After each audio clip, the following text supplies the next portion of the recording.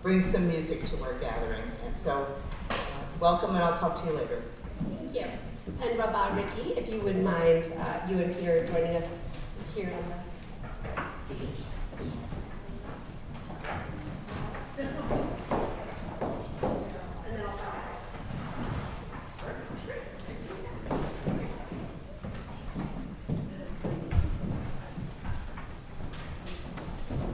Hi everyone, my name is Rabbi Ricky Kosofsky. I'm the Rabbi, which is the feminine form of rabbi at Beit Ahavah here, and I'm not used to standing on this side. When we set it up at you, it was in the middle or over there, so it's like a different orientation just to be here. But and this is Peter Nabet, who is our temple president. And I was just asked to do just a little highlight of Beit Ahavah, so I thought I'd just say a few words. We're so thrilled that the Jewish Federation decided to have this annual meeting in the Upper Valley, but also here in this really special place, which just feels like such a watershed of new beginnings for us. So we're really thrilled that everyone is here. We also want to welcome people on the live stream as well.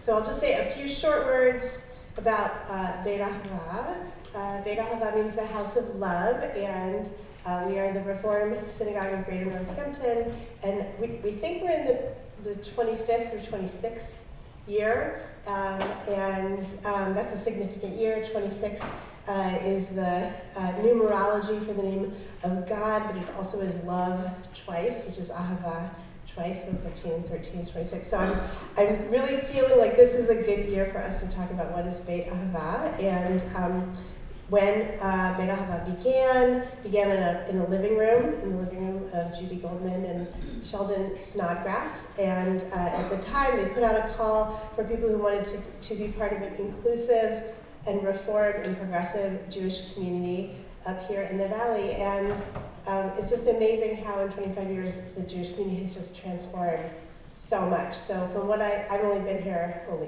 17 and a half years, but my understanding was that at the time when Beit Ahavah was founded, there really was no place where people who are LGBTQ or interfaith families could just really go and feel fully included and welcomed and accepted. And we know the community has, in general, we've expanded so much since then, but that was one of the very unique and spiritual beginnings, which is still just at the core. And we were welcomed, we were looking for a place, and we were welcomed into this church, the Florence Congregational Church, by the former minister. And it's interesting what's going to be talked about tonight, but it was not without some, there were some people within the congregation, I have heard, who were thrilled to have a Jewish congregation come in, and then there were some who were not so thrilled. So also just to think about how much has changed in maybe 25 years, but we've always had this amazing working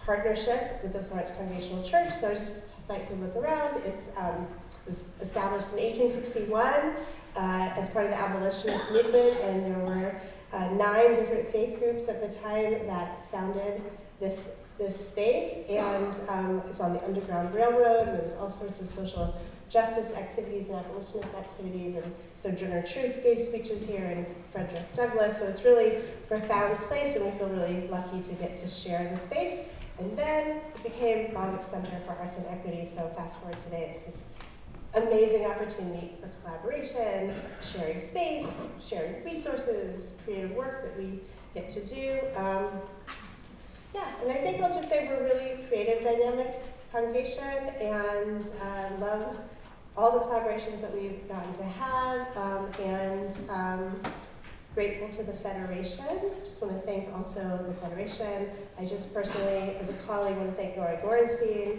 without whom I can't imagine having gotten through the pandemic and some of the other many things in the last several years creatively, putting networks and frameworks for all Jewish professionals and for all of our Jewish communities, and for the support that is with the Federation. And there's the Lower Valley, Upper Valley split. Kind of happens the tofu curtain, so we're all about crossing boundaries, so we're really glad we get to share this time in space. You want to say something? Sure. But, first off, it's great to see everybody here. I've been the president here since July, and it's been an incredible education for someone to have been in this position, and having been a member of Beit Ahavah for 5 years, 6 years, and to have been welcomed to such a diverse community that is here, and to have met so many people who share in the same kind of spirituality that I've always had. 3 weeks ago, my daughter was about mitzvah here, and it's now really incredible to stand in front of a group of people. This is the first time that I've been to a federation meeting, and I'm really looking forward to learning. My ears are open and my eyes are open, and I welcome you all here. Thank you.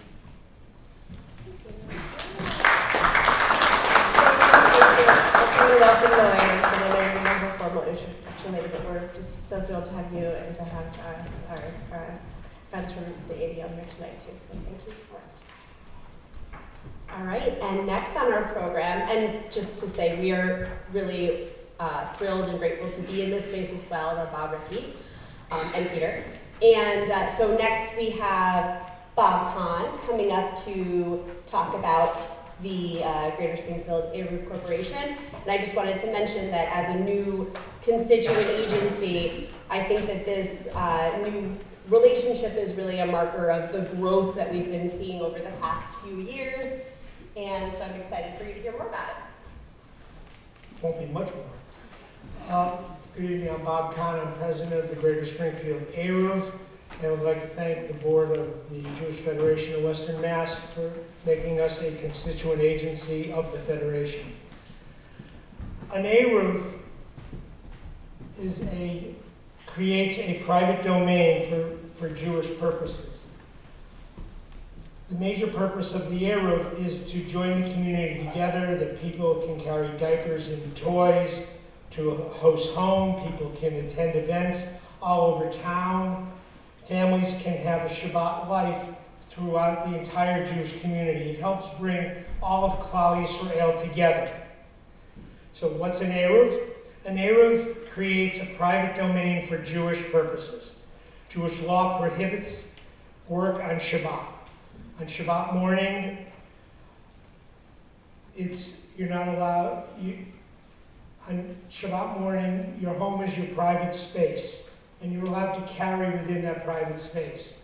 But as you go into the larger community, it becomes a public space, and you're not allowed, according to traditional Jewish law, to carry within that space.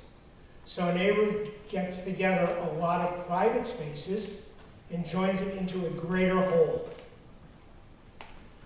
And this creates an Eruv where it's okay to push a stroller, to carry your keys, to carry a coat, or anything to somebody's home so you can join and enjoy Shabbat. Carrying within a private domain is permitted. Jewish law provides for making a public space into a private one. Therefore, people are allowed to carry. The full name of the newly created space is Eruv Chatzurot, which literally means blending together of courtyards. An Eruv is an enclosure which meets the halachic definition of enclosure. The Eruv joins many private and public spaces in one large halachic private area. An Eruv is a legal wall with gates and boundaries. These gates are formed by existing strings and wires, typically telephone poles and wires, and it bounds an entire area so that observant Jews can carry and visit. This is also helpful for the entire community in that it's welcoming to traditional people, and it actually brings the entire community together. We have enough divisions among our community that by bringing space where everybody can attend, everybody wins. We're very lucky. It was set up a number of years ago by one expectant father who didn't realize that his wife and daughter would not be able to join in the show, so he single-handedly raised the money, made all the decisions, which is easy because it was a committee of one. Saves a lot of time, and literally met with the mayor and built an air roof. And if people complained that they didn't like what he was doing, he said, make your own air roof. We now have 4 people on the board. We have about 90 people, 90 family units who contribute to the air roof. The budget is around $6,000 or $8,000 a year. We take no community money, and we don't expect to. People contribute $5, $54, up to $1,000. And we're very, very proud that no one has any idea who gives $5 and who gives $1,000. We publish the thank you note once a year, and that's all the fundraising we do. It just simply brings the community together, makes it possible for Shabbat to be all that it can be for all the people who this is important to. If it's hot, you can carry a coat and carry it home. You can carry your keys, you can bring diapers and toys to somebody's house. It really helps bring the entire community together. We thank the Federation for allowing us to be an official part of the community. It's very important. We have members from all denominations, not only Orthodox and conservative, but Reformed and even unaffiliated. It's truly a community feeling. We publish, actually next week we're launching a new website. It's under the Rav HaMachshir is Rabbi Jack of Teaneck, who's probably the greatest authority in the country on Eruvim, and Rabbi Aaron checks it every single week. And that's essentially what our money goes for. We send out about 100, we only have 90 members or so, but we send out 130 emails to people who've requested it to know whether the Eruv is up or down. Because if it's down, you can't carry it with it. If you are interested in getting notice, please give me your name or an email, or give it to Bobby Nemo, and he will get it to us. Thank you very, very much. Good evening.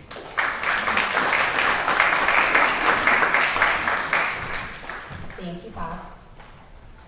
All right. And I do want to attest, while I'm bringing up my speech, that in doing some of the work that I've been privileged to do with Congregation B'nai Torah on trying to bring new families to this community, we have really seen that having an Eruv in the area does actually attract people. So I just want to reiterate what Bob said about that. So, the state of the Federation. And I want to say also that, it's really wonderful to see so many of our trustees from the Jewish Federation of Western Mass here tonight. And we're really proud of the diverse community that we've brought together tonight and every day. So it's wonderful to see all of you here tonight, and especially in light of the turmoil and tragedy of the past year and beyond. We've reflected on the devastating effects of the terrorist attacks on Israel and the history of persecution of the Jewish state and the Jewish people. Today we find ourselves lost in the cycle of violence and hatred that is anti-Semitism and anti-Zionism, even here in our local community. But the idea of being lost also means that we can find ourselves again. The Jewish Federation of Western Massachusetts has a proud history of community impact and coordination since its founding in 1926, and today through our many partnerships, in addition to our direct programs and services. The reason our work continues to be meaningful is fivefold, or an infinite number also. We manage and distribute resources, prioritizing every one of our constituent and partner agencies through financial allocations, grants, and other support. We serve as a connecting force to bring together our community's leadership to work toward shared goals and respond in times of challenge. We connect local and national interests, uniting us with the opportunity to serve Jews in need in Israel and around the world, bringing Western Massachusetts into the global Jewish network. We provide, support, and publicize educational initiatives and opportunities for Jews and non-Jews in our community. And finally, we act as a resource for the entire Jewish community and its allies, connecting individuals and families with the many incredible programs and organizations that will help to enrich their lives and their Jewish journeys. Our work is critical because our success is your success. The symbiotic relationship between all of our organizations is what makes Western Massachusetts so special. I'm reminded every day, every time I walk through the doors of any one of our Jewish institutions, of the incredible power of our relationships to change our community and to change the world. Tonight, we are engaged in this work together. There are many controversial issues today that create division in our community. For instance, Israel, for instance, American political divisions and climate, other more specific issues like the environment, for instance, like how we choose to participate in Jewish ritual, Jewish observance, for instance. There are a lot of things that could divide us. But tonight we're really focusing on what brings us together. And what's so special about the Jewish Federation of Western Massachusetts is that we exist to be a point of connection. So I think we've seen a theme already so far tonight, and we'll continue to see this theme, which actually just developed organically because none of us compared notes beforehand. But I think we're really seeing this theme of connection and coming together, and gonna ad-lib for a moment that what I really saw as a parallel between Ricky and Peter speaking and Bob speaking is that all of us are here because we care about coming together as a Jewish community. We care about bridging any kinds of differences that we might have, and about learning from one another and building those relationships. So I'm really thrilled about that. So I hope that you'll take a few minutes this evening to introduce yourself to someone new, if you haven't already, or maybe another person who's new to you.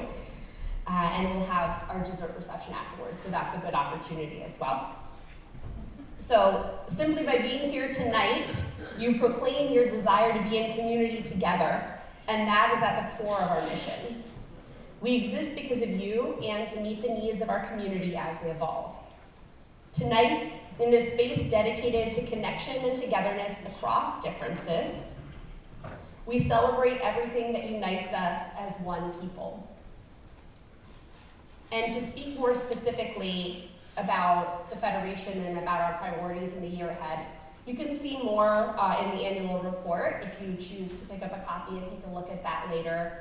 But we, as you'll hear a little bit later as well, are focusing in on some of the core issues that have really surfaced over the past, not just the past year, the past 2 years, but over the past decade and more, and focusing in on topics like community security, supporting the needs of those in our local community, specifically Jewish needs, and also needs broadly as a whole through programs like Dignity Grows and constituent agencies like Rachel's Table, and really doing the work to build up all of our constituent agencies, because that's what we're here for, and we will all be much more successful when all of us are successful. So when all ships rise, we'll see kind of that growth in our community, and that's really what we've been seeing.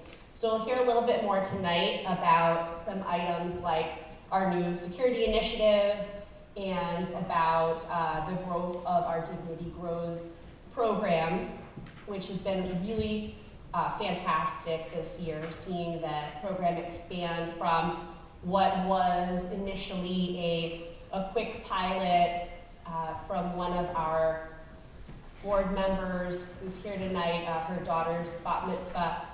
Yeah, I'm talking about you, Miriam. So we tested out this idea, and having seen that the need is really here in our community, expanding that and formally partnering with the National Dignity Grows 501c3 to where this year we've distributed 1,500 monthly kits of hygiene supplies to people in our community. And then for next year, growing that number to 2,000 of those kits. Like, it's been a really incredible process, and we've really seen that there's so much opportunity here in our community to connect people, to bring together the people who want to serve and want to make a difference, and to use those resources toward where the need is and where they can be best utilized. So we'll continue sharing more about that throughout the evening, and if there's anything else that occurs to you, I hope that you will come find me or someone else afterward, and there's so much more I could say, but I know we're trying to stay on time. So without further ado, I'm very excited to introduce our wonderful musician friend who is visiting us tonight, Noah Aronson, and he will help us set the tone for the rest of our evening. Thank you very much.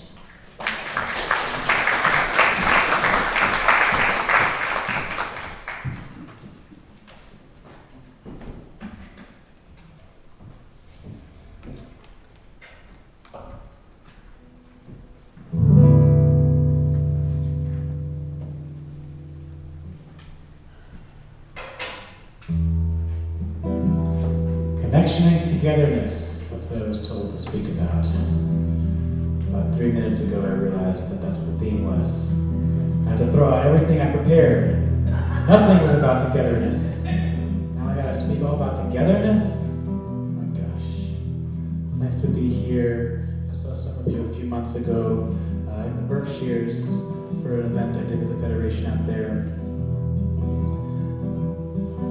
Hini Matov, it is so nice to be together, especially in this darkening days, as the light is getting darker. We need to bring more light into the world. So I just been feeling there's been a lot of talking. So I was wondering if maybe we can move our bodies a little bit. It's going to be a little silly, and some of you know me that I do some work with children. But yes, to move your body a little bit. So I'm going to invite you to bring light into the world and bring light into your bodies. It's going to look like this. Let's light up the world. Let's try that. Let's light up the world. We're not really a moving people, but we need to start being more of a moving people. Let's try it. Let's light up the world. Very good. Oh, brothers and sisters. Oh, brothers. I like that you're already standing up. You got initiative. What do you stand for? I like that.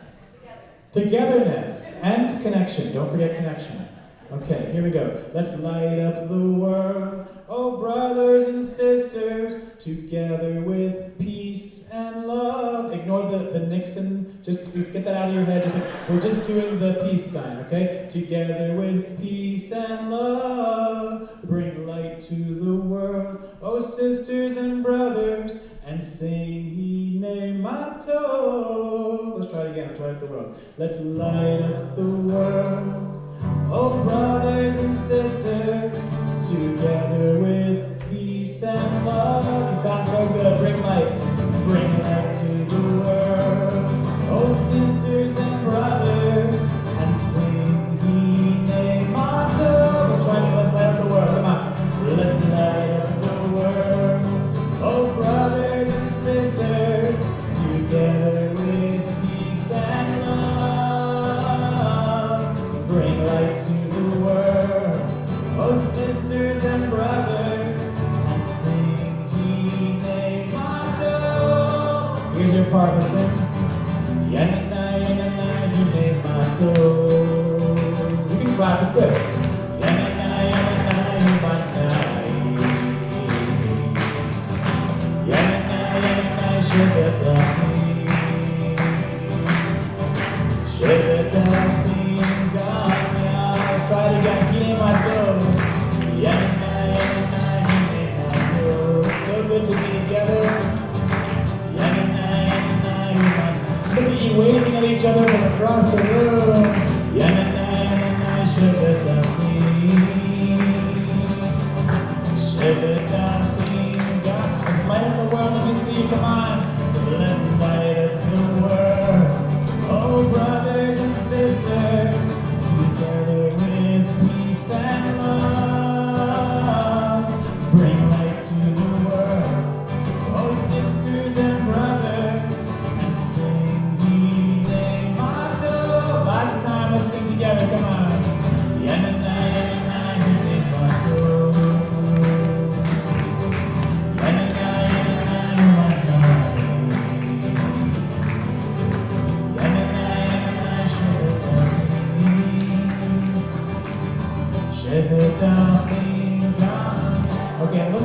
do a little bit of dancing, right? You want to move your body a little bit?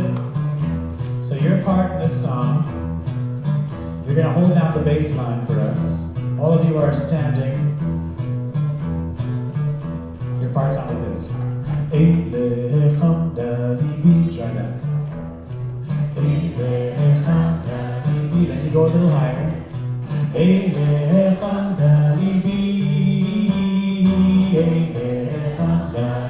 From the beginning, here we go. Same thing again. Now we go a little higher.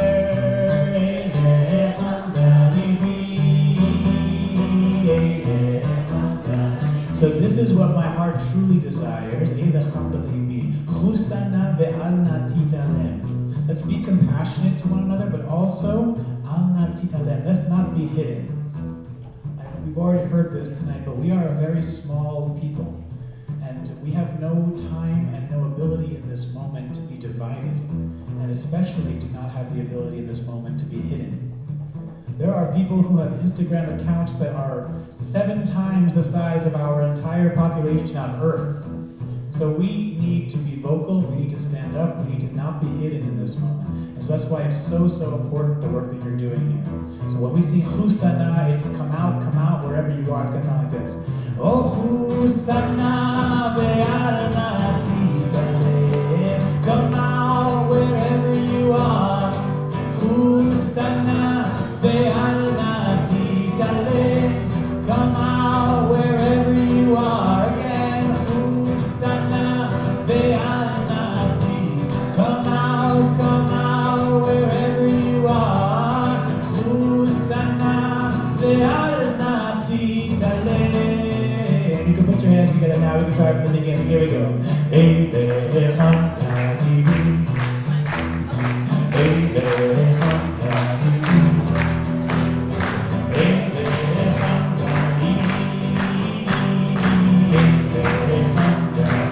Let's try it again.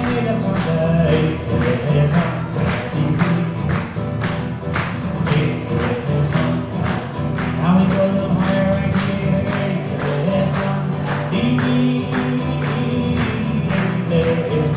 Hosanna 4 times. Here we go. Hosanna, Be'adonai Titale. Come out, wherever you are. Oh, Hosanna, Be'adonai Titale. Come out, wherever you are. Hosanna, Be'adonai Titale. Oh, Hosanna, Be'adonai Titale. You can applause now. Okay, wow. Really, wow, what a nice applause that was. It was so spontaneous.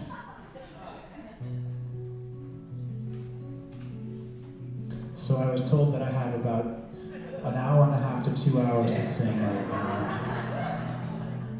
So I'm going to really milk it. Milk it? I'm going to milk it. So in our Sim Shalom prayer, in the middle of the prayer, we have these words, Kulanu ke'echad be'or panecha. Kulanu ke'echad be'or panecha.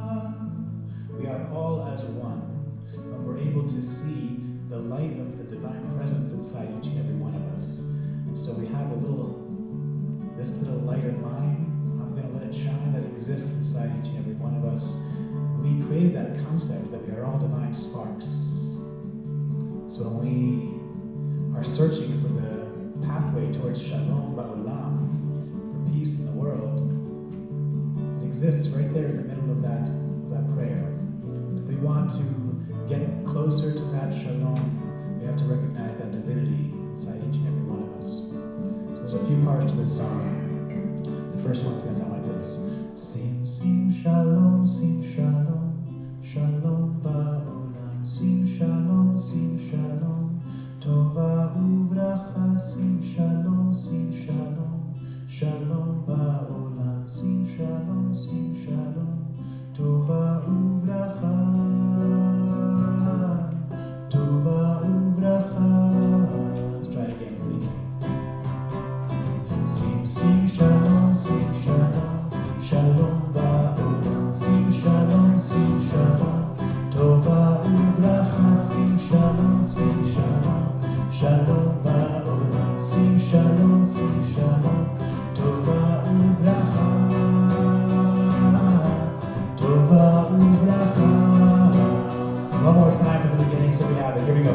Sing, sing shalom, sing shalom, shalom ba'olam.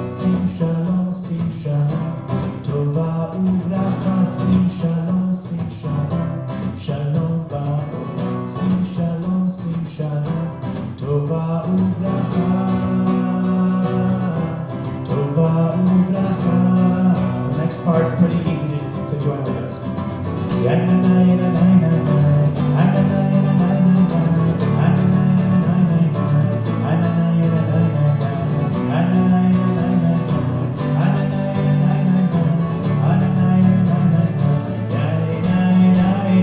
Sing, sing shalom, shalom ba'olam. Sing shalom, tova uvracha. Sing shalom, shalom ba'olam. Sing shalom, tova uvracha.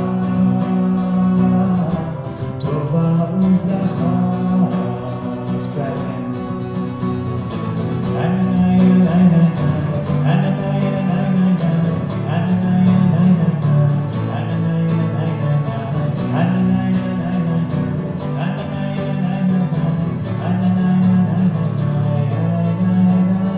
כולנו כאחד באור פניך, כולנו כאחד באור פניך,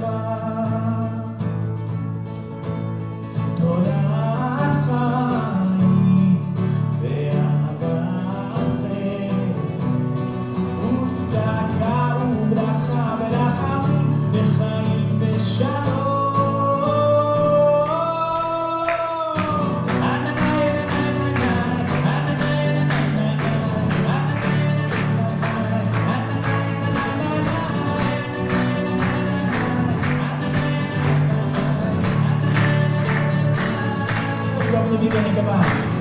Sing shalom, shalom ba'olam. Sing shalom, tova uvracha. Sing shalom, shalom ba'olam. Sing shalom, tova uvracha. Tova uvracha. Come on, let me hear you louder.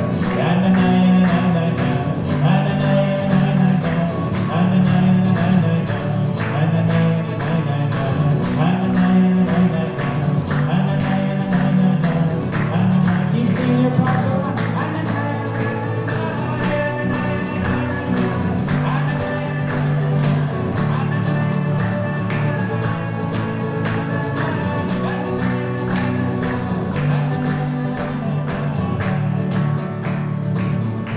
Try it again.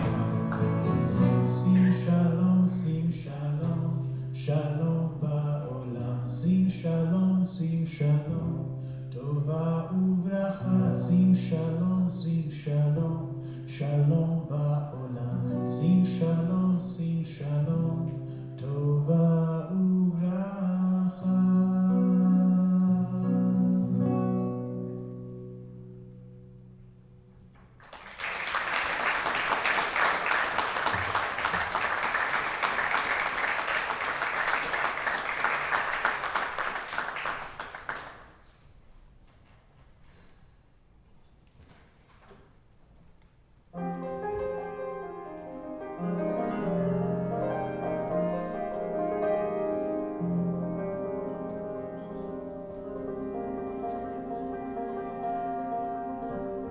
כל ישראל ערבים זה בזה.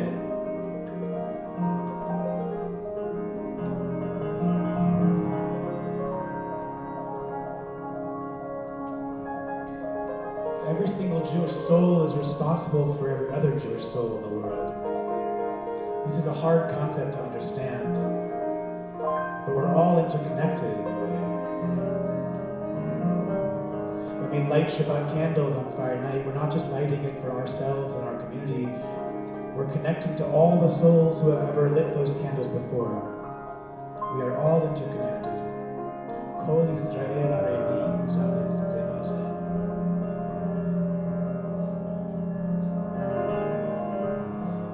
And there's no such thing as, well, they're not my type of Jews.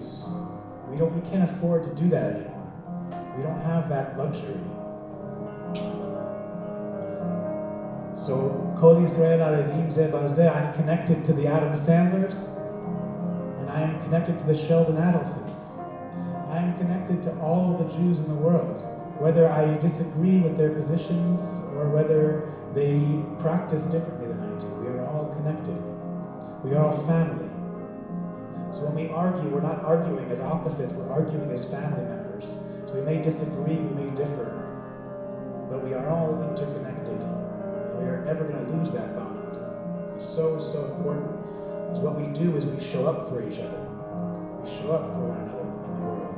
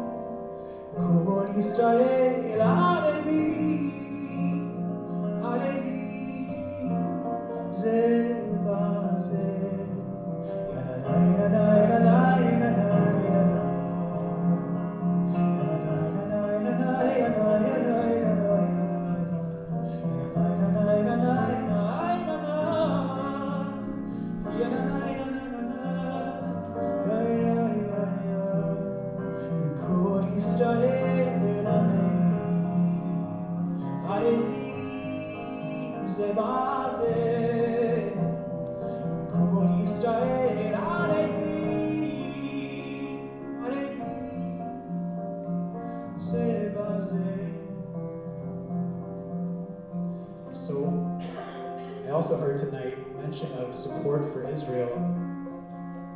And again, we can differ in terms of what we believe support to look like, but we must never turn our backs on Israel, because it's not just that Israel needs us and needs our support. We need Israel. We need Israel to exist. And I think it's never been more clear and apparent in my lifetime how obvious that is, that we need that at home. Some people choose to strengthen her by protesting her, and we have to support that. That is a pathway to strengthen her. But no matter what, we never turn our backs. Whatever support looks like, we cannot afford not to support. Avinu, Avinu, Sheba Shamayim, Zud Yisrael Begoalo. Avinu, Avinu, Sheba Shamayim, Zud Yisrael Begoalo. Barech, Barech, El Medinat Yisrael, Reishis Michal Gevuladeh, Again.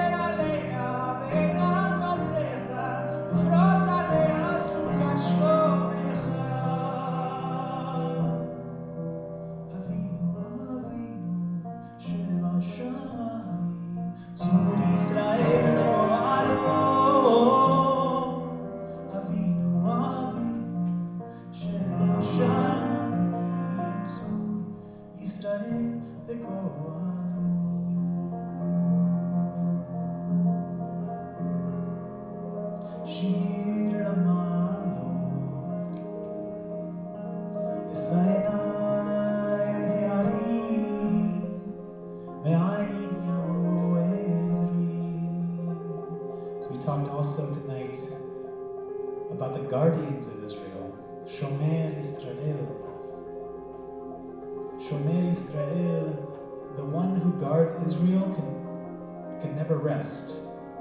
That's what it says in this psalm. שיר למעלות,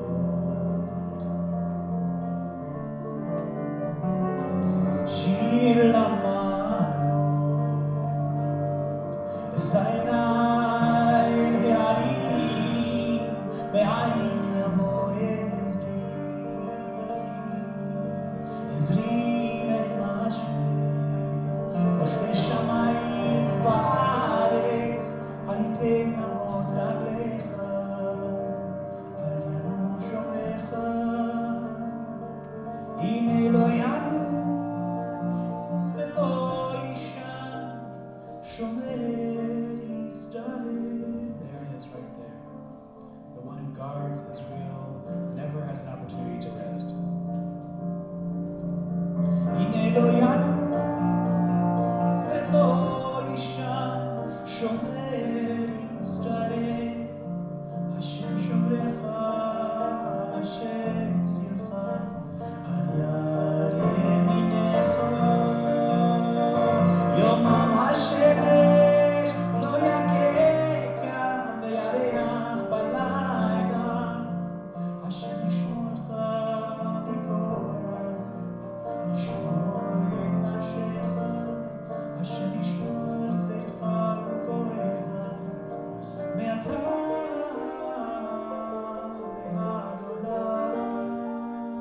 For now and always, מעתה ועד עולם.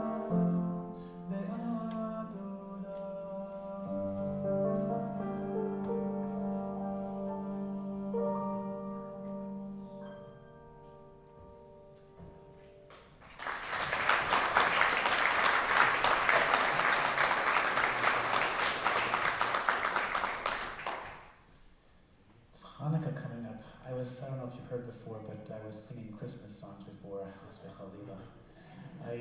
I can't get them out of my head. Every time I walk into a store, I hear them, and I think they're the prettiest songs in the world, and I can't help it. I know I'm supposed to only do Jewish songs, but I just really like the Christmas ones. Good thing we wrote most of them anyway.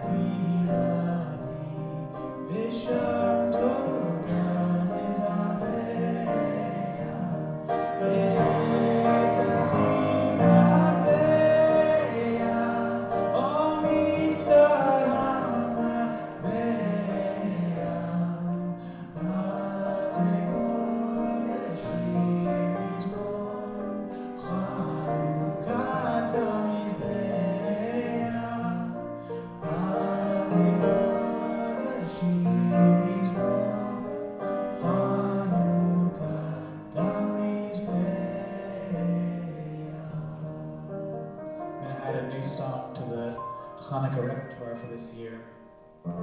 This one's called Close to the Fire. Originally it was written with the idea of the Ner Tamid that exists in every shul that I visit. There's always a little candle right above the ark. And it used to be someone's job to keep that candle alive, to keep that flame going. And now it's our jobs, even though it's electric now. It's still our job to keep the fire going in our communities, and we do that through showing up. We do that through our song, our togetherness. I want to be close to the fire, feeling its warmth deep inside. Whenever I'm lost, whenever I feel alone, I want to be close to the fire. Whenever my light is low, show me the way, show me the pathway home. Though the flame is gone,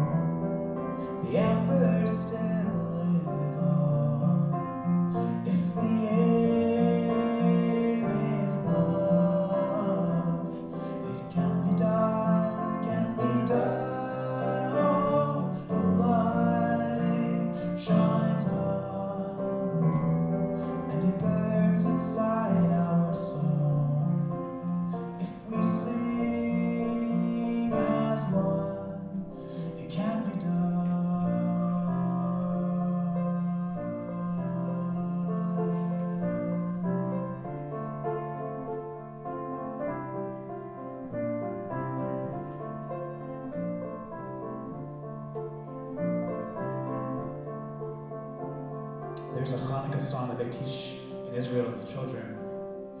Banu choshech legaresh. We have come to banish the darkness. Beyadeinu or va'ish. In our hands we have light and fire. Kol echad hu or katan. Each and every one of us is a small little light. Vechulanu or eitan. But together we make one beautiful, glowing light. Banu choshech legaresh. Beyadeinu or va'ish. Kol echad hu or katan. Vechulanu or eitan. Suda choshech al ashchor. Suda mipnei ha'or. Suda choshech al ashchor. Suda mipnei ha'or. Light is returning, even though this is the darkest hour. No one can hold back the dawn. Let's keep it burning. Let's keep the light of hope alive. Make safe our journey through the storm. Banu choshech legaresh. Beyadeinu or va'ish. Kol echad hu or katan. Vechulanu or eitan. Suda choshech al ashchor. Suda mipnei ha'or. Suda choshech al ashchor. Suda mipnei ha'or.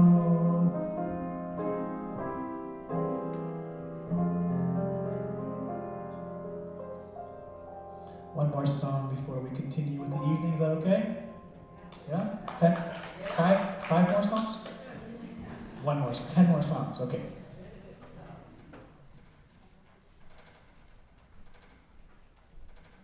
Just because I've never seen a congregation or heard of a congregation called Beit Ahavah, I think that is a beautiful name for a community.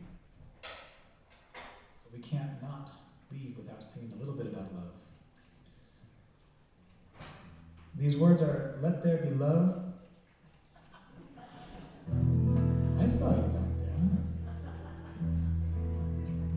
Let there be love and understanding among us. Let peace and friendship be our shelter from life's storms.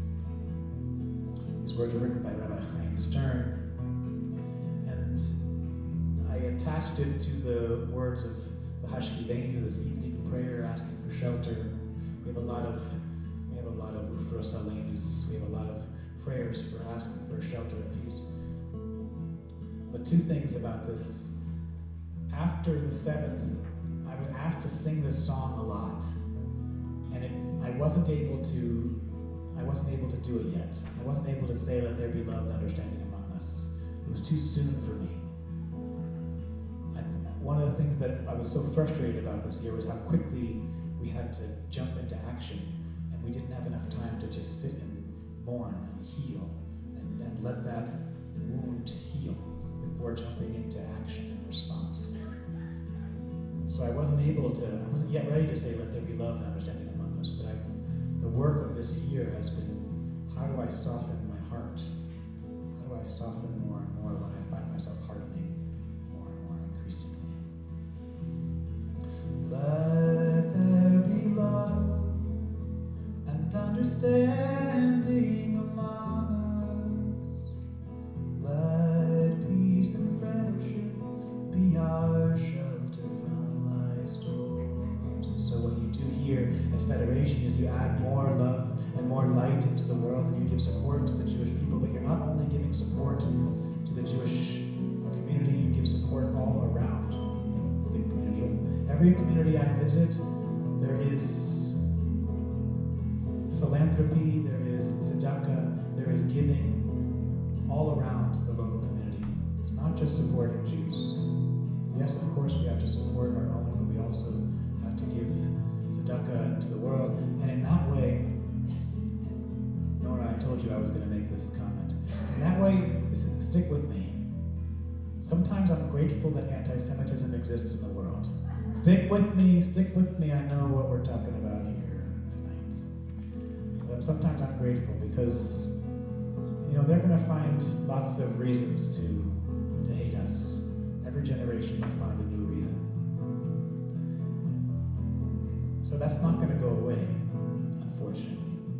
But what it does is I think that it forces us to live up to the standards that we set for ourselves. Because we have very high standards for ourselves as Jewish people. Like not speaking Lashon Hara. It's a very high standard. That's very hard to accomplish.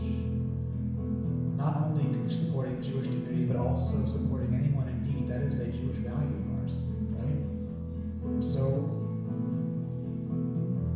those who support anti-Semitism in the world, they are expecting us to do what they think of us. And so we have a lot of scrutiny, and we have to show the world. We have to prove to the world who we actually are. It's not easy. They say that there's two types of Jews in the world. There's optimists and pessimists. The pessimists say that things can never get any worse than this. And the optimists say, yes, it can.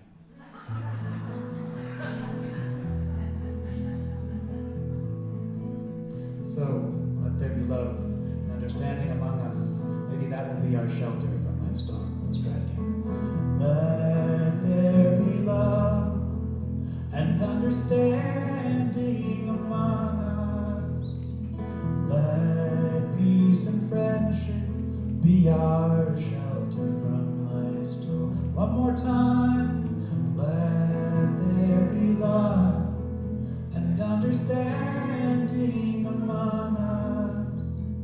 Let peace and friendship be our shelter from life's storms. Hashkiveinu, Adonai Eloheinu. Hashkiveinu, Le'shalom. Let there be love. Let there be love and understanding among us. Let peace and friendship be our shelter from. One more time with me now. Let there be love and understanding among us. Let peace and friendship be our shelter from life's storms. Thank you for inviting me here. Enjoy the rest of your evening. Happy Hanukkah.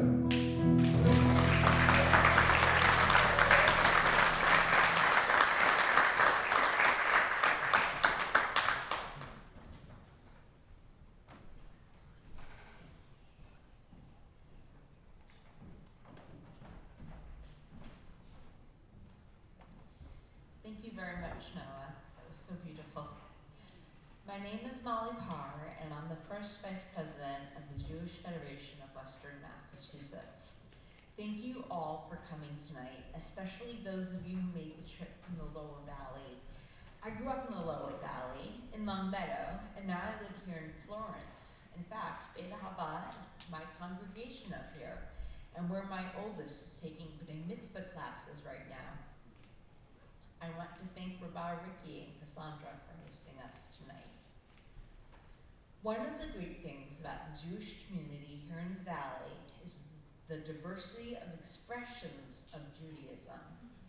I know some people joke about the tofu curtain dividing Hampden and Hampshire County, but I think it's very much true in the Jewish community.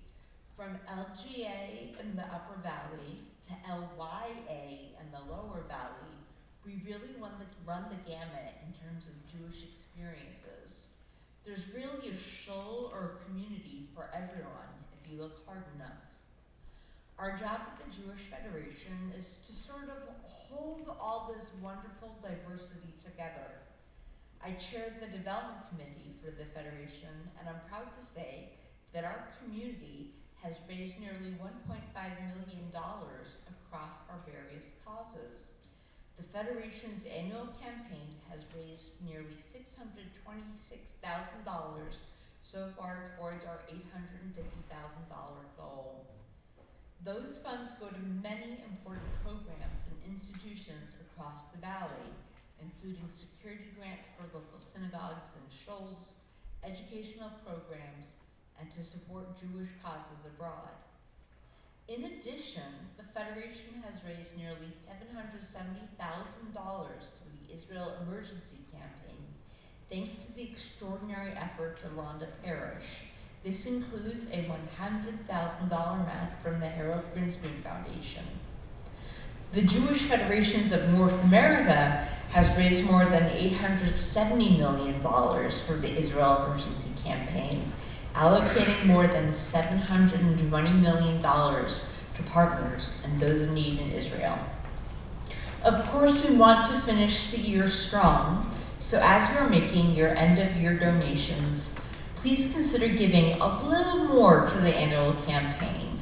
In so many ways, the Federation is a bridge between the Upper Valley and Lower Valley, which is so important at a time when the Jewish community is under threat from increasing anti-Semitism. Which brings me to our keynote speaker, which I have the honor and pleasure of introducing. I actually just participated in her workshop for parents concerned about anti-Semitism in the schools, something we sadly have direct experience with here in Northampton.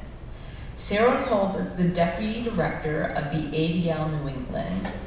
Prior to that, she was an Assistant Attorney General for the Commonwealth of Massachusetts in the Civil Rights Division and then the Trial Division. She's a graduate of Cardozo Law School and McGill University. Please join me in welcoming Sarah.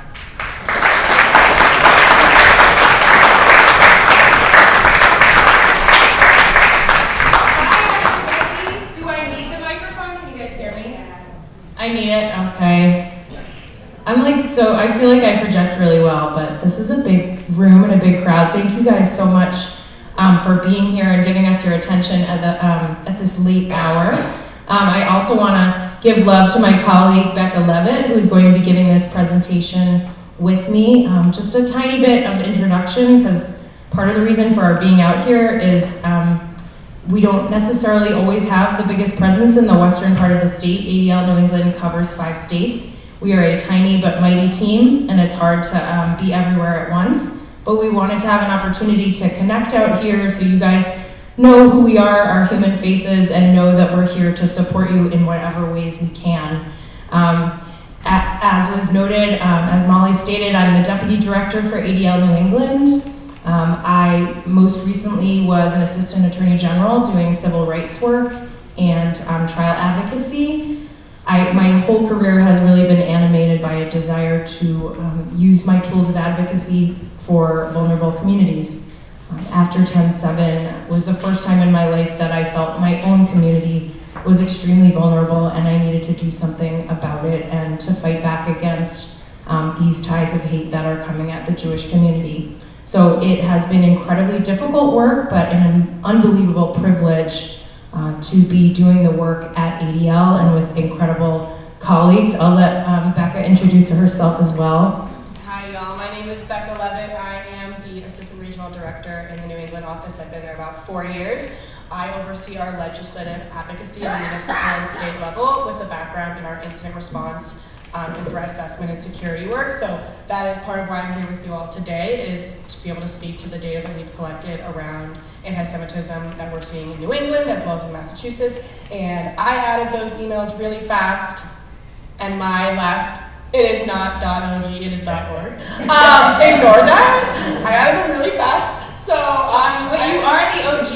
I know, and I have this fun clicker that I'm super excited to use. So this is just a quick agenda, but we're gonna go ahead and just dive right into it. So all right, so probably many of you already know this, but ADL is the oldest anti-hate organization in the country. It was founded in 1913 after the sham trial, wrongful conviction, and ultimate lynching of a man named Leo Frank in Georgia, a Jewish man. Since that time, we have always had one mission, which is to stop the defamation of the Jewish people and to ensure justice and fair treatment to all. It was really important to me when I joined ADL, that mission, because I think it's a recognition of the fact that our fates are all bound up together. When hate comes at one vulnerable community, it impacts every vulnerable community. People do not always behave that way, but it's important for us to remind ourselves of that, especially in this moment. And we currently cover, in New England, we cover 5 states: Massachusetts, Rhode Island, Vermont, Maine, and New Hampshire. We have 24 offices nationally, so there is a version of me and Sarah in 24 offices across the nation, and we have 2 international offices, one in Berlin and one in Israel. And then outside of our regional work, we have 3 national research centers: our Center on Extremism, that specifically focuses on combating extremism across the ideological spectrum.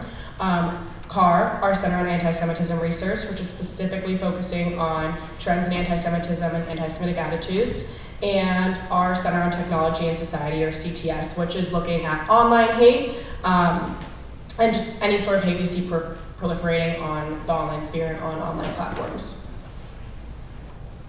What do we do? Okay, this is like such broad strokes because ADL does so many things, but we first investigate, second advocate, third educate. Investigate, anti-Semitic and other incidents come into us. We do investigation to determine what happened and most importantly to decide whether or not to include it in our annual audit, which Becca will speak about in a minute. It's one of the most important value adds that ADL provides.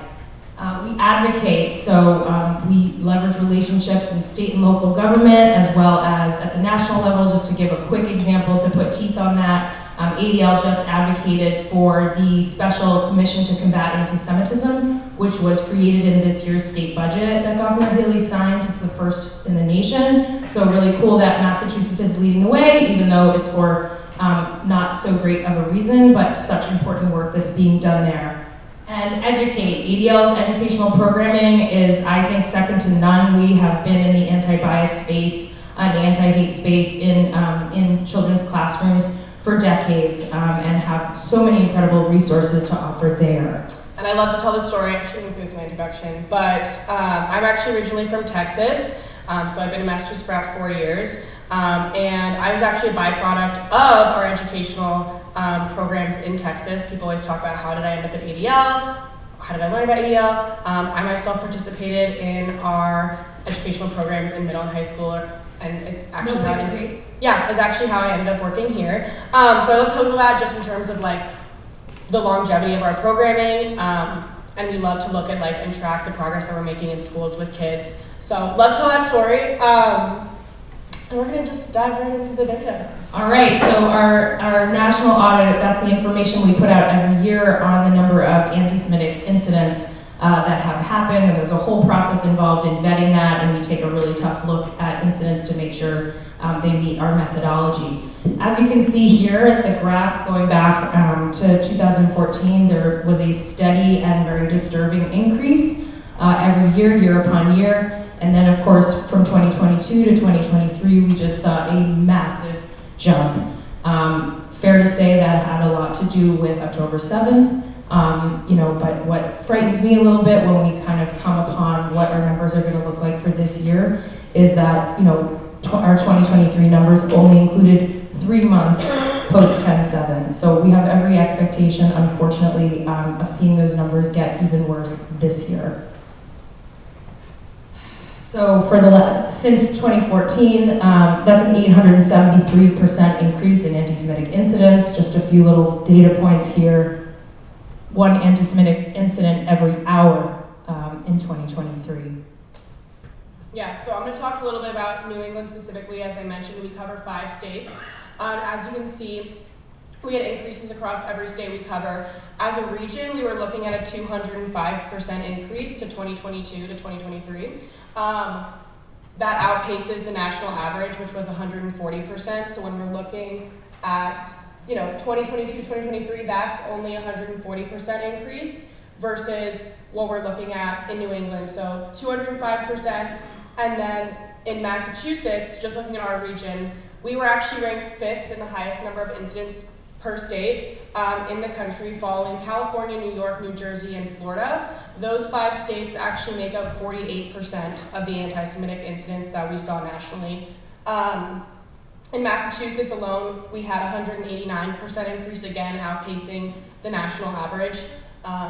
We categorize our intake of incidents based on 3 things: vandalism, harassment, and assaults, and then we subcategorize them based on location. So whether it was in a public space, a private home, whether it was a K through 12 school, a Jewish institution, etc. And so additionally, we also saw incidents in 127 towns in Massachusetts compared to just 71 in 2022. And can I just stop 1 second? I think the 5th in the country is really disturbing, first of all, because Massachusetts in so many ways has been seen as a beacon of progressive values and advancement. In this area, we are doing terribly. We are doing worse than a lot of the country. And those numbers are not adjusted for population. So 5th, full stop. Also, assaults has definitely always been an area of concern for us. We doubled from last year. We had 4 assaults total in the region. Regionally, we had 11, but just the physical safety of our constituents remains the #1 priority when we're dealing with incidents. So it's always something we just like to know. And these are some incidents we've actually seen locally. I know many of you are familiar with them. These are incidents that we have engaged with. A lot of the work we were doing this past year with the City Council Death Squad, in which people were joining municipal meetings and spreading anti-Semitism on those meetings. We were able to work with municipalities in terms of looking at security, helping prevent future incidents. So I know many of you are familiar with some of these, and these are just a few of incidents that we've been able to be involved with and engage with. So looking specifically at K through 12 institutions, I include this first graph here. You can see this is nationally. We had a huge number of bomb threats. We actually had 1,000% increase, over 1,000% increase in bomb threats to Jewish institutions. In 2022, we only had 91 bomb threats. So we have just seen a huge increase in extremist activity and white supremacist activity across the region. And a lot of those happen to be targeted at Jewish institutions. I just want to take a second to note that, and there's research to back this up, these numbers are, you can always assume, underreported. So whatever we're showing here, the numbers are actually worse. There's a whole host of reasons why these types of incidents get underreported, both things that are actual crimes, hate crimes, and things that just constitute biased incidents. Yeah, and I will also note here we saw 135% increase in non-Jewish K through 12 schools. I specify non-Jewish K through 12 schools because we include Jewish K through 12 schools in Jewish institutions along with synagogues, JCCs.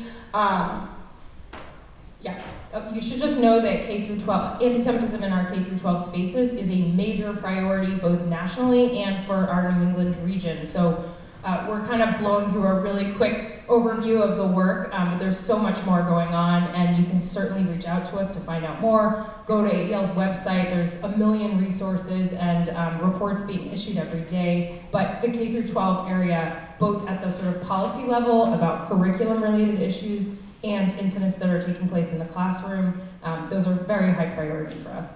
Yeah, and I will note, outside of K through 12, we were looking at a 321% increase for college campus incidents, which remains another major priority for us. And these are just a few of examples of K through 12 incidents that we dealt with in the last several years, and actually helped develop a lot of the resources that we now have. We encourage people to report to us when an incident happens. Whatever you want to sort of come from that, please report to us, because first of all, we have an opportunity to engage and help. But second of all, even if you don't want us to do anything, it's really important that we get that data and that we can make the data as accurate as possible, because that drives funding and helps us actually address the problem. That was really depressing. I swear we're going to get to some hopeful and positive things that we can do. All right, this is an amazing resource that ADL just launched. You might have heard initially we had a call line, Campus Anti-Semitism, I can't remember what it stands for. There's so many acronyms. But to deal with what was going on campus. But it turns out we also need that for K through 12. So in Massachusetts and California, ADL launched a pro bono legal helpline for both, families whose children and students are encountering anti-Semitism, and also for teachers. So far, this resource has been underutilized, and I unfortunately can't sort of think happy thoughts that that's because the problem has gotten better. I know that we just haven't done a good enough job getting the information out there. So you all can help us with that, just to know that this is a resource, and we encourage folks to use it. There are some of the best law firms in the state who have volunteered and are ready and waiting to take those calls and to provide their assistance.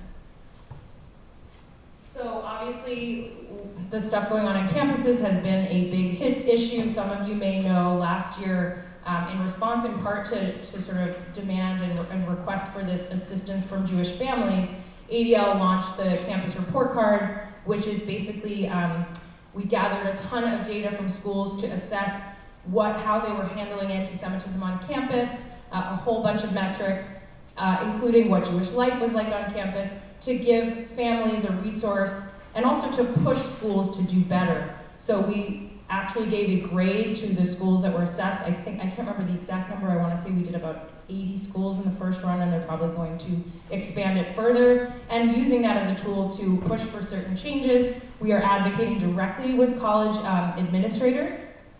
We also have, as I mentioned, the campus call line. So if your child or someone you know experiences anti-Semitism on campus, or a faculty member experiences it, you can utilize that incredible resource. Here we have some of the asks we're making of colleges to improve the situation of the Jewish experience on campus. And we have a plethora of resources. If you look up Not on My Campus at ADL, it's its own link that has a ton of other resources we haven't even mentioned here for college professionals, administrators, students, parents, and we encourage you to check it out. Especially, I know that right now talking about college, being on college campuses can be a depressing issue. So if you're seeking resources, please do not hesitate to check this. And if you're not finding what you need, please feel free to reach out to us. Wow, we really did blow through that. We were like, we don't want to keep these people longer than we have to. This is just a few things you can do if you're interested in advocating. There's a QR code there if you want to find out how you can help. You can also reach out to us to find out more. This is a fight that we're all in together. Unfortunately, I think it is a unique experience for the Jewish community that when hate targets us, we have to both experience the trauma of what's happened since 10/7 and also be the folks fighting back. And there's no cavalry coming in to rescue us. It is all falling on us.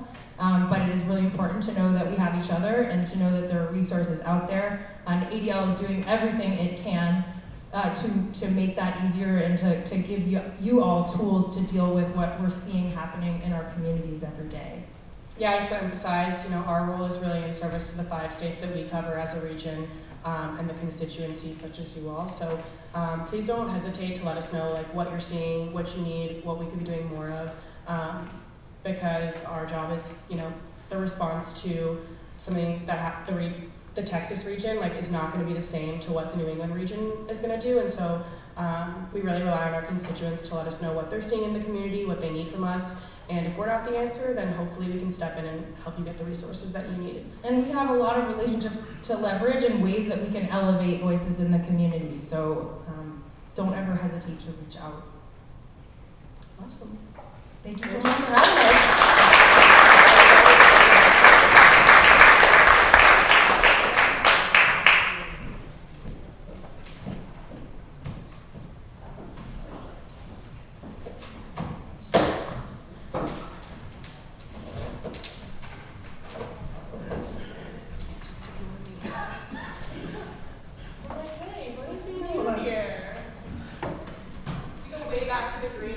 Yeah, we had a nice chat in there.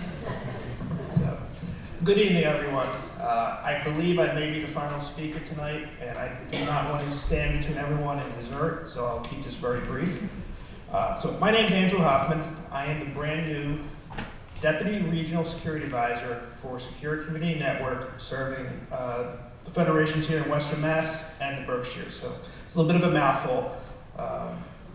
but I'm just new here. And so let me tell you a little bit about Secure Community Network. If you're not familiar with it, it was started in 2004. It's the official safety and security organization of the Jewish community in North America. SEN works on behalf of over 50 national Jewish nonprofit organizations, 146 federations, and over 300 independent communities, as well as other partners in the public, private, nonprofit, academic sectors to ensure three things. This is important: the safety, security, and resiliency of Jewish people. Let me tell you a little bit about myself. For the past 26 years, I've served as a special agent with the Drug Enforcement Administration. Started my career in 1998 in New York City. Worked there for 10 years. Took an overseas assignment in 2008. I was smart. I went to the Caribbean. Lived on the Caribbean island for 5 years in Curacao. If anyone's not familiar with Curacao, it's actually home, most people don't know this, to the oldest active Jewish community in the Western Hemisphere. It's actually home to the oldest continually used synagogue in the Western Hemisphere too. So it's an old Jewish community. It's an interesting history there. And then for the last 12 years, I've actually been working in Bridgeport, Connecticut. So I did not expect to be standing here tonight. A year and a half ago, I never heard of Secure Community Network, didn't know anything about this. We have mandatory retirement in my job. I was quickly approaching it. And quite frankly, I was really in no hurry to look for a new job. October 7th, 2023 changed that for me. I kind of had the same sickening feeling that day I had after 9/11. Only this time, I felt like I could take my last 26 years of experience and put it to helping the Jewish people. It's really what led me to learn about Secure Community Network. And fortunately, this job came available. I applied for it. I'm here today. But that's kind of my story of how I got here. And, I really appreciate it, and I'm humbled for being here. I want to tell you a little bit about what we're going to be doing here with the security program over the next few months. Starting in February, we plan on having a town hall style event here in Western Mass and also in the Berkshires. To introduce myself, I plan on visiting pretty much every facility throughout the western part of the state over the next few months, just to kind of introduce myself. The program is pretty comprehensive. It includes organizational assessments, training, and more training of community members. The thought process behind it really is, we can't control when the next attack's going to take place. We can control how we prepare for it. And that's really the thought process. We'll be doing a lot of liaisoning with law enforcement. We actually met today with the FBI down in Springfield. We met with the chief over at Longmeadow. Everyone's been real supportive of the program. And, so we'll just get excited to get started. My contact information is in the booklets tonight. Please feel free to give me a call, send me an email. I'll be happy to talk to anybody. Be happy for the support, so I truly appreciate being here, and thank you.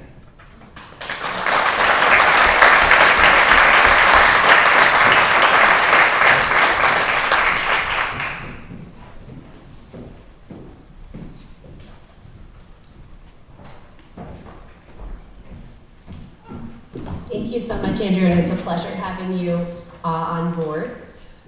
So we are now at the very exciting portion of the evening where we vote on the board slate.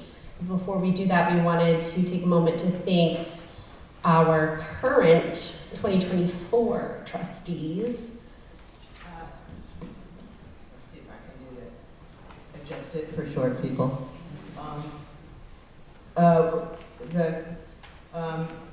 The current board members, many of whom are continuing, are Frank Roberts, who's the current president, Molly Parr, who's first vice president and development chair, and she's going to continue to be first vice president if we all elect her to continue.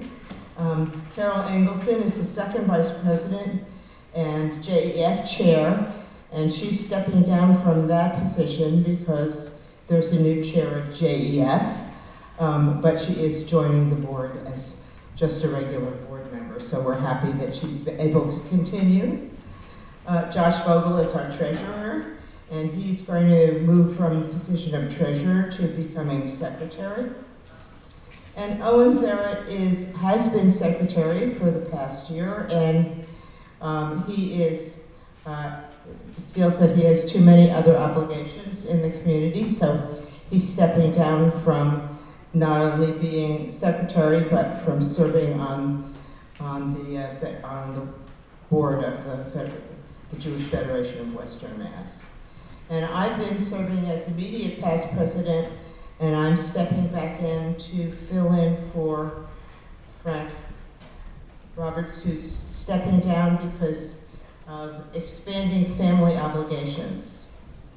And so we are, as far as executives go, we are welcoming Jeff Mandel to the position of treasurer, which we are at least recommending that for your vote. And Mark Gold is a de facto position because he has been elected chair of the Jewish Endowment Fund. And so he will take that position. And Representative Aronson. And Frank will continue on the executive committee as immediate past president, so we're just sort of switching jobs. We do wish to say goodbye to a few people who are stepping off the board and thank them. We want to thank everybody who's been serving on the board for their service, but especially to say goodbye to Shelley Barron, Micah Schneider, and Owen, who I already mentioned. So thank you very much for all you've done and for your contributions and your involvement, and we wish you the best, and we hope that you will stay involved with You don't have to be an officer or a board member to serve on some of our committees, so if there's anybody here who is not a board member who would like to get more involved, we can find a place for you. You can come and talk to me or Nora or Molly or any of the officers, and we can help you find a place that feels good for you. So the people that we want to elect to the And we board had for just wanted to also add in the executive committee joining us is Representative Aaron Saunders, who's around here. There you are. As second VP and Secure Master. Oh, right, I'm sorry. Well, I haven't read the entire slate for 2025 yet. I was getting to that. So the slate that we're hoping to elect for 2025 is me for president, Molly Parr for first vice president, Aaron Saunders, who's been on the board as second vice president and chair of the Secure Mass program.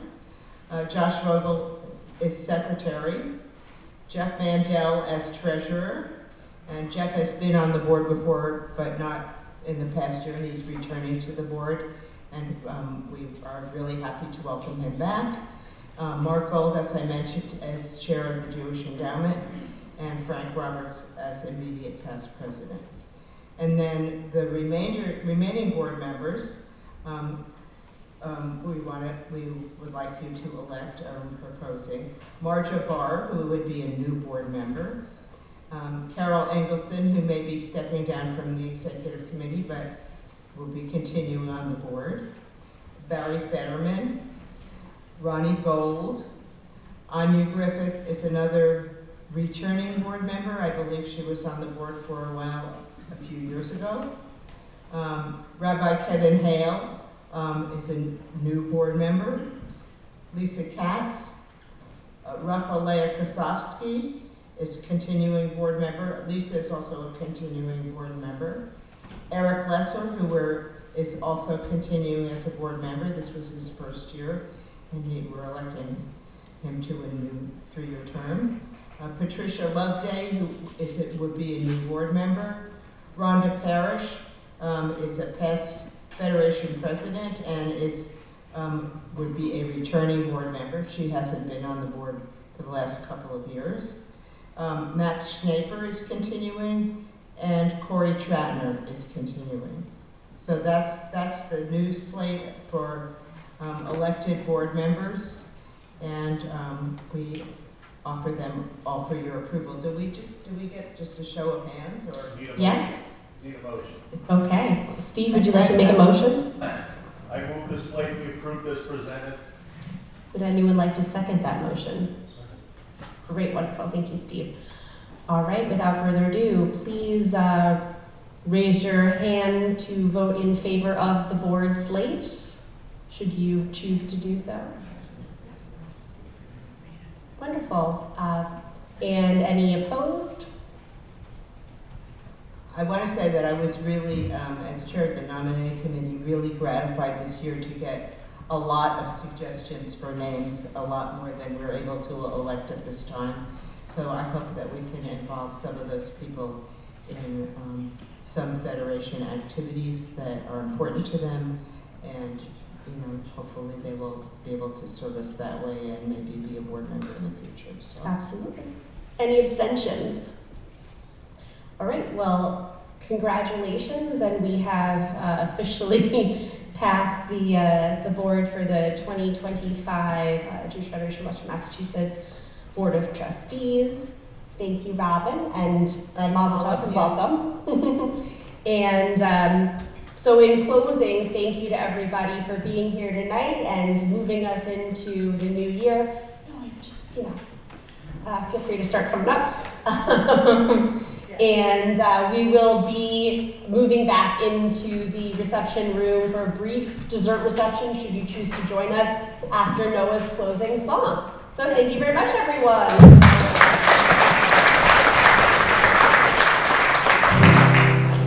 I think it feels like a good time to stand up and rise to our feet.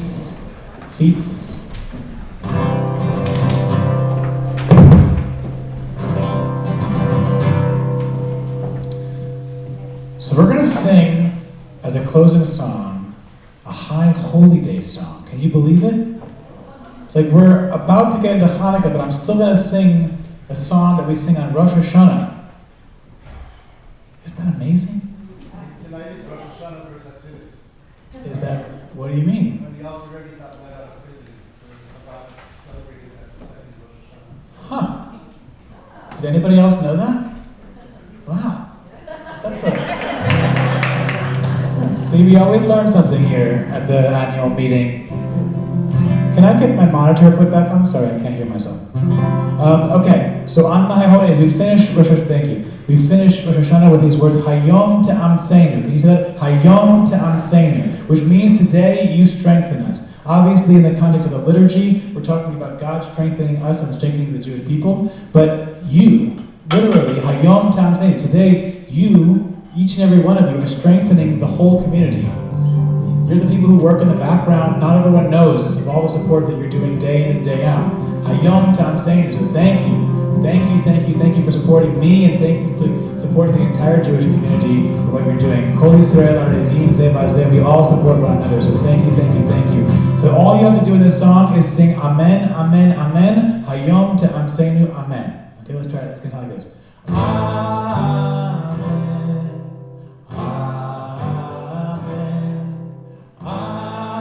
Amen. Here's the hard part. Hayom Te'amseinu, Amen. Today you strengthen us. Okay, here we go. Amen. Amen. Oh, Amen. Hayom Te'amseinu, Amen. One more time. Try it again. Oh, Amen. Amen. Oh, Amen. Hayom Te'amseinu. Okay, now just say Amen in all the obvious places. Here we go. Hayom Te'varchenu. Amen. Hayom Te'gadlenu. Amen. Hayom Tidrashenu Le'tova. Amen. Hayom Tiftevenu Le'chaim Tovim. Here it comes. Amen, amen. Oh, amen.